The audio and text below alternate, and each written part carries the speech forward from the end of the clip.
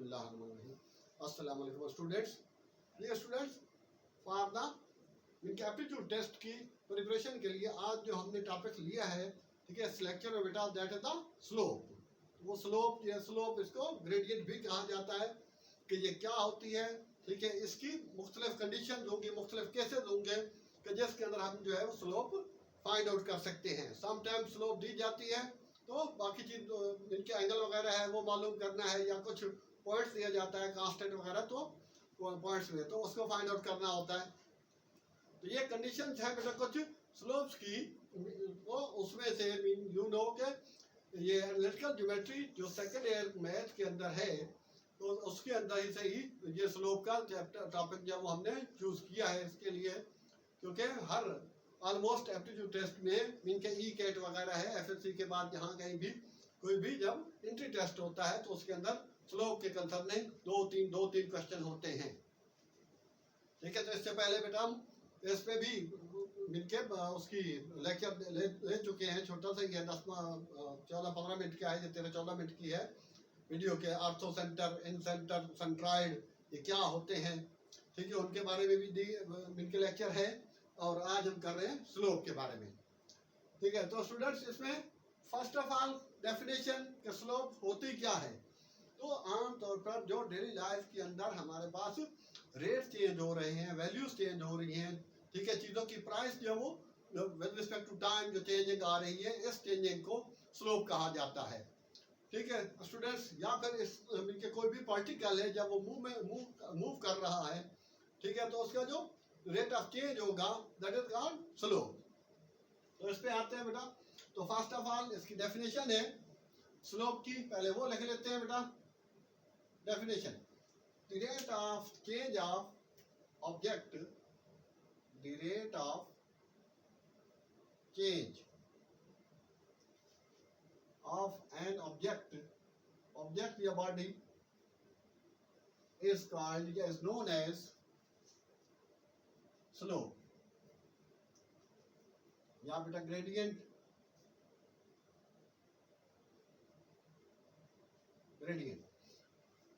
हाँ। And it is denoted by, and it is, ठीक है, मोस्टली डिनोटेड बाई, इसको हम एम से इंडिकेट करते हैं,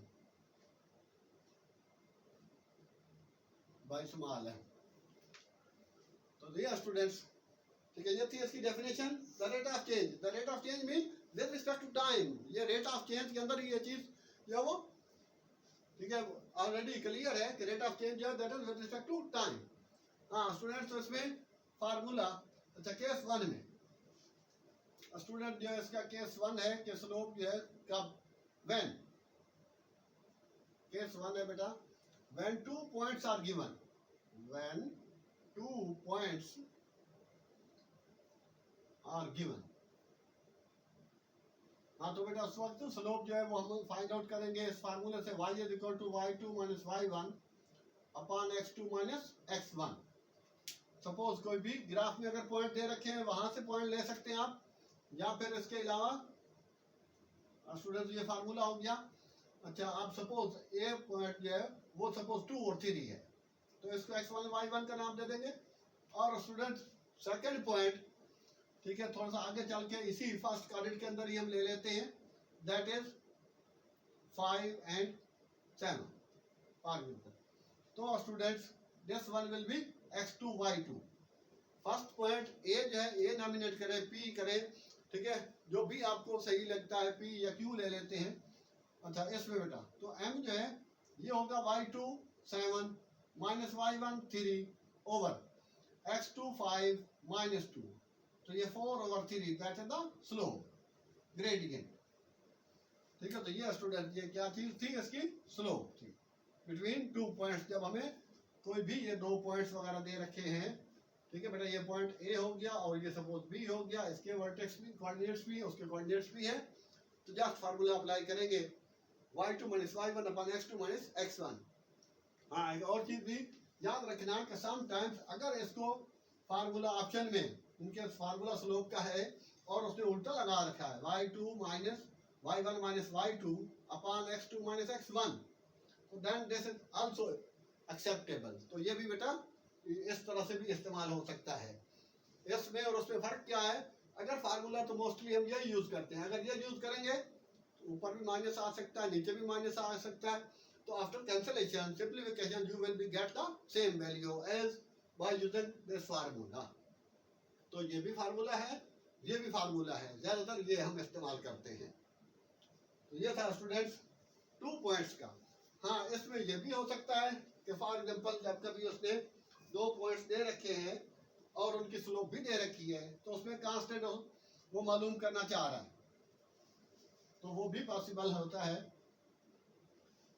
और स्टूडेंट्स ये तो फार्मूला है ही सही, ठीक है। अब अगर सपोज हमारे पास पॉइंट है, लेट ए ले लें, पी ले लेते हैं, पी है बेटा, पी वो आएगा ही हमारे पास, लेते हैं।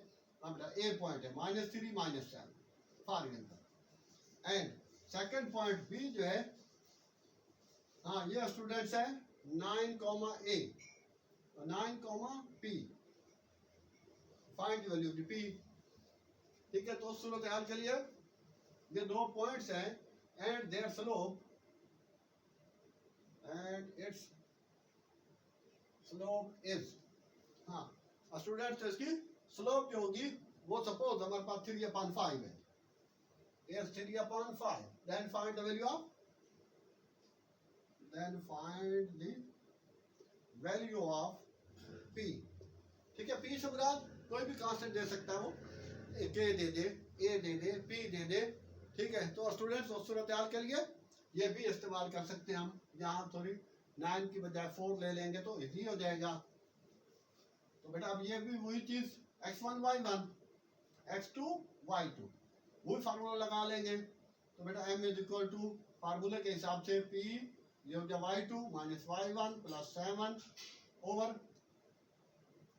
x2 4 माइनस की बजाय प्लस 3, तो p प्लस 7/7 और m की वैल्यू क्या दे रखी है उसने 3/5। तो स्टूडेंट इसको हम क्रॉस में मल्टीप्लाई करके यहाँ से हम इजीली जो है वो p फाइंड आउट कर सकते हैं। 7 3 21 और 5p प्लस 5 7 35। तो इस तरह से p बेटा जो है वो फाइंड आउट हो सकेगा, तो वो p की वैल्यू भी आ जाएगी। ये दूसरा ऑप्शन है जब 2 पॉइंट्स दिए हुए हैं और उनमें से एक उसने वेरिएबल दे दिया है a p k और स्लोप भी दे रखी है, तो उस वैल्यू मालूम करना चाह रहा है, तो भी हम यही फार्मूला लगाएंगे, लेकिन m की जगह गिवन स्लोप जो है वो पुट कर देंगे। तो ये था, ठीक है। दूसरा ऑप्शन भी, क्योंकि हर वे जो है वो सोचना होगा कि किसी तरफ से भी वो चीज दे सकता है। तो ये था first case when 2 points are given. ये स्टूडेंट्स, और नंबर सेकंड केस पे आ जाते हैं।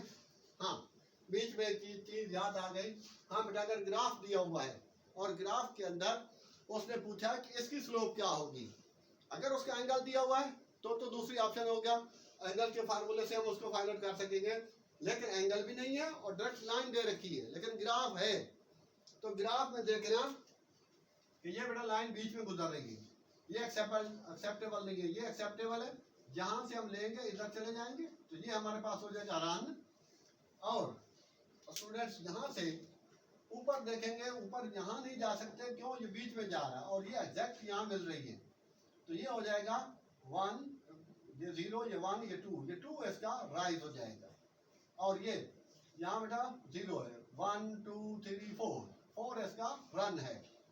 तो ये भी ठीक है केस है कि m जो है स्लोप क्या है, राइज ओवर रन से भी हम फाइंड आउट करते हैं। तो बेटा राइज 2 है और रन 4 है, ठीक है। ये राइज और ये रन, वहां कभी भी वो इस तरह इंडिकेट नहीं करेगा कि राइज क्या है रन क्या है। तो एस से भी बेटा स्लोप आ जाएगी 1/2। तो राइज ओवर रन वो कहां से लेना है, जहां एग्जैक्ट पॉइंट जो वो कोइंसाइड कर रहा है, लाइन कोइंसाइड कर रही है, वो वहां से काउंट करना है और फिर उस साइड पे ऊपर जाना है, राइट उस साइड की तरफ करना है जहां पर भी लाइन एग्जैक्ट कट रही हो, बीच में नहीं हो, जिसमें लाइक दिस है लाइक दिस। तो इस तरह से हमें राइज और रन फाइंड आउट करेंगे और राइज और रन से भी स्लोप फाइंड आउट किया जा सकता है। ये था बेटा फर्स्ट केस, ठीक है। ये केस के आगे मजीद केस बन सकता था, बहरहाल एक्सप्लेन करना था। हाँ बेटा केस 2 पे टोटल 4 केस हैं, कंडीशन कह दे, केस कह दे बेटा। If inclination mean theta is given, if theta is equal to 45 degree, 60 degree, pi upon 4 degree, whatever, pi upon 4, pi upon 6, radian में भले हो 30 डिग्री है 60 डिग्री है। हाँ बेटा, तो सूरत हाल के लिए क्या हो जाएगा, m equal to tan theta. तो बेटा m tan 45, you know tan 45 with the help of calculator, अगर आपको मालूम नहीं है टेबल से, तो m इक्वल टू 1। तो ये स्टूडेंट कि जब हमारे पास एंगल हो तो हम क्या लगाएंगे, m equal to tan theta. जब पॉइंट हो तो y2 minus y1 upon x2 minus x1। अच्छा, सम टाइम इसमें भी उल्टा हो सकता है कि वो स्लोप दे दे और एंगल आपसे मांग ले, ठीक है। और व्हेन स्लोप या m is given, m is equal to suppose 1/√3 कर देते हैं, तो then theta equal to what. तो बेटा फार्मूला तो यही है, एज लगा ले m equal to tangent theta, tan theta tangent theta, m है 1/√3 और यहाँ हो गया बेटा tan थीटा, तो theta is equal to tan inverse 1/√3। tan inverse 1/√3 बेटा I think yes 60 degree 30 degree sorry, तो ये बेटा 30 डिग्री, या फिर इसको पाई अपॉन 6 भी कहते हैं। तो ये हो जाएगा इंक्लिनेशन व्हेन, ठीक है, you have given m given होगा और थीटा मालूम करना, तो दोनों ऑप्शन आपने इसके जब उसको कंसीडर करना होगा। तो ये था अपना सेकंड केस। और अब हम केस नंबर 3 की तरफ बढ़ते हैं। हाँ स्टूडेंट्स, जब हमें इक्वेशन दी जाए, ठीक है, और इक्वेशन से हमें एंगल कैसे फाइंड आउट करना होगा, मीन स्लोप कैसे फाइंड आउट करेंगे, सॉरी। हाँ बेटा case 3, when equation of line is given, जब इक्वेशन ऑफ लाइन दी गई हो, फॉर एग्जाम्पल जिस तरह y प्लस x, ठीक है, माइनस 10 इक्वल टू 0, तो ये सिंपल बेटा ये एक्सप्लिसिट फंक्शन है कि y is equal to, y को सब्जेक्ट बना लेते हैं माइनस एक्स प्लस 10, और इसको अगर हम कंपेयर करते हैं y is equal to M X plus C से, M X plus C M X plus B लगा सकते हैं, तो this imply m is equal to -1, coefficient of x is m when equation of line is given. और इसमें explicit function होगा, you know explicit function वो function होता है जिसके अंदर it is clear that x is dependent or y is dependent। ये student, तो यहाँ फिर हाँ, और दूसरी इक्वेशन, सॉरी ये फर्स्ट हो गई, दूसरे बेटा अगर 3x प्लस 2y, ठीक है, और प्लस 4 इक्वल टू 0। अब अगर बेटा ये है इक्वेशन, तो इसके अंदर दो ऑप्शन है, या तो बेटा इसमें आप y सब्जेक्ट बना लें, y को आइसोलेट कर लें, अकेला कर दें, सेपरेट कर लें, और उसके बाद फिर इससे कंपेयर करके भी आप m निकाल सकते हैं। या फिर डायरेक्ट फार्मूला होता है हमारे पास, m is equal to equation of line का निकालने का -a/b, where a is the coefficient of x and b is the coefficient of y। ठीक है, बुक्स पे ऐसे लिखा हुआ है तो कोफिशिएंट के नाम से, तो -a/b शॉर्टकट है, a कोफिशिएंट ऑफ x है बेटा, तो -3/2, तो ये हो जाएगी slope, m is equal to -3/2 when equation of line is given। तो या तो आप उसको like this y सब्जेक्ट बना ले, अगर इजीली बना सकते हैं तो, अदरवाइज इससे ये a हो गया, ये b हो गया, -a/b, ये दोनों ऑप्शन है, दोनों वे से आप स्लोप उसका फाइंड आउट कर सकते हैं, आप आंसर कर सकते हैं। ठीक है स्टूडेंट्स, अब इसके बाद लास्ट वन केस रह गया, केस 4 है। हाँ, जब आपके पास बेटा इम्प्लिसाइड फंक्शन दिया गया हो, इम्प्लिसाइड फंक्शन के वो इक्वेशन, ठीक है, पहला कि जब दो पॉइंट्स दिए गए हों तो स्लोप निकालनी है, कैसे होगी बता दिया। जब एंगल दिया गया हो तो m इक्वल tan थीटा, जब बेटा इक्वेशन ऑफ लाइन दी गई है तो m इक्वल -a/b, और जब एक ऐसी इक्वेशन दी गई है जिसमें आप इजीली y को सब्जेक्ट नहीं बना सकते, उसको हम कहते हैं इम्प्लिसाइड function. A function in which it is not clear that x is dependent or y is dependent, that is called implicit function. बेटा when,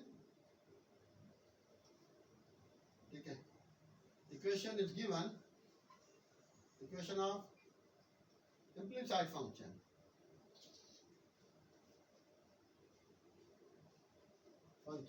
ठीक है, when the implicit function is given, equation तो एक ही चीज होती है ऑलमोस्ट। अच्छा, अब बेटा इसके अंदर क्या हो जाएगा, फॉर एग्जाम्पल अगर आपके पास X square plus Y square plus 3 लगा लीजिए एक्स वाई प्लस -5 इक्वल 0। अब इस किस्म की है तो इस किस्म की इक्वेशन में आप जो है वो इजीली वाई को सब्जेक्ट नहीं बना सकते, तो इसको हम डिफरेंशिएट करके भी स्लोप जो है वो फाइंड आउट कर सकते हैं। जैसा कि इसको बेटा डिफरेंशिएट करेंगे विद रिस्पेक्ट टू x, तो ये बेटा 2x प्लस 2y और ये 3x होगा, y का dy और dx और प्लस फिर ये इसको u इंटू v से करेंगे, ये वाली चीज ये u इंटू v से होगी, इनके मल्टीप्लाई प्रोडक्ट की फॉर्म में है, प्लस 3y और प्लस 0 इक्वल टू 0, ये वाला हिस्सा इसकी डिफरेंशियल है। अच्छा, यहां से जब आप ये y के साथ भी dy और dx लिखेंगे, विद रिस्पेक्ट टू x कर रहे हो तो y का फर्दर डेरिवेट होता है, तो यहाँ से बेटा इसको जब हम आइसोलेट कर लेंगे dy और dx, तो ये हमें देगा -3x -2y ओवर -2x, ये 2x उधर जाएगा ना, -2x -3y over 2y plus 3x, ये हो जाएगा -2x -2y और 2y प्लस 3x। हाँ बेटा, और ये भी उसने बोला है कि एट पॉइंट 1112 एट ओरिजिन पर इसकी स्लोप क्या होगी, ठीक है, find the rate of change कह सकता है, फाइंड द स्लोप कह सकता है। हाँ बेटा, तो अब ये dy और dx तो क्लियर हो गया। अब ये 11 या ओरिजिन हो तो it is understood that x and y both are the 0 0, तो 1 बेटा x की जगह भी 1 रखेंगे, y की जगह भी 1 रखेंगे, तो -5 ओवर 5 आ जाएगा और ये -1, तो ये आपकी स्लोप हो जाएगी m। तो ये स्टूडेंट्स हमारे पास, ठीक है, केसेस थे 4 केसेस जिसके अंदर हमने इसको, ठीक है, डिस्क्राइब किया, एक्सप्लेन किया कि स्लोप कैसे फाइंड आउट हो सकती है। यूँ समझे उसमें हमने मजीद आपको एक केस के 2 2 3 3 और या वो उसकी फर्दर जो हो सकता है पॉसिबिलिटीज हो सकती है वो सब के सब एक्सप्लेन स्टूडेंट्स कर दी है कि when 2 points are given m is equal to y2 - y1 upon x2 - x1, और उसको उलट भी लगा सकते हैं। अच्छा, सेम लाइक अगर बेटा ग्राफ दिया हुआ है तो राइज और रन से आप स्लोप फाइंड कर सकते हैं। अगर स्लोप दी गई है तो उसके अंदर गिवन कोई भी वेरिएबल वो पूछ सकता है कांस्टेंट के तौर पर, तो उसको फाइंड आउट भी कर सकते हैं। और जब एंगल दिया होगा तो m equal to tan theta, और अगर उसने स्लोप दे रखी है और एंगल आपसे मांग रहा है तो अभी उसी को यूज करके हम एंगल फाइंड आउट कर सकते हैं। नंबर 3 पर बेटा when equation of line is given तो -a अपॉन b से फाइंड आउट कर लेंगे, या फिर उसको y को सब्जेक्ट बना के तो y is equal to mx plus c slope intercept form जिसे कहते हैं, उससे हम स्लोप फाइंड आउट कर सकते हैं स्टूडेंट्स। और आखिर में ये है था कि अगर इम्प्लिसाइड फंक्शन हो, वो इम्प्लिसाइड फंक्शन होता है जिसके अंदर it is not clear that x is dependent और y is dependent, that is implicit function. In case of implicit function, ठीक है, फोर्थ और लास्ट जो ये इंटर लेवल तक है, ठीक है, उसमें हम इसी टेल से फाइंड आउट कर सकते हैं कि m is equal to dy और dx, इनके इक्वेशन को डिफरेंशिएट करने के बाद भी हम स्लोप फाइंड आउट कर सकते हैं। तो ये स्टूडेंट्स ये 4 केसेस थे, यूं समझे ये राइज और रन भी बता दिया, तो इस सूरत हाल के लिए तो ये 5 केस भी हो सकते हैं, ठीक है, वो भी उसी के अंदर ही हमने एक्सप्लेन कर दिया। तो यही था आज के टॉपिक स्लोप के लिए, क्योंकि slope I think it is too much important in case of aptitude test, और वैसे भी जो लर्निंग है उसके लिए भी काफ़ी ये आपके लिए बेनिफिशियल होगा। तो आई होप कि आपको, ठीक है, लेक्चर में काफ़ी कुछ समझ आ गया students. So at the end, it is said to you that if still you have not subscribed our channel, please subscribe it, like and share it. Thanks. Allah Hafiz.